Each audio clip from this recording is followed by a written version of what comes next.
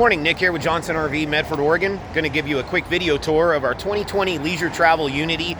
This is the 24 twin bed model. This is a very sought out floor plan. If you have any questions about this one or any others that have caught your eye, please give someone on the team a call to confirm availability. Let's take a look at this beautiful machine.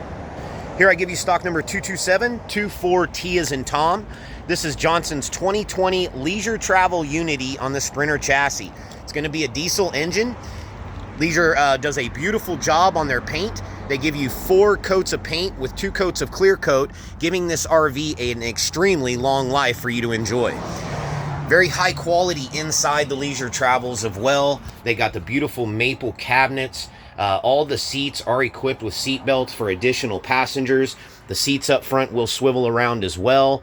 Lots of interior storage they've provided in this 25-foot RV. Again, this is the rear twin bed model. Very, very sought out floor plan. Very, very high quality in the Leisure Travels. Check it out online at johnsonrv.com, but please give someone on the team a call to confirm availability. Again, this is stock number 22724T. Have a great day.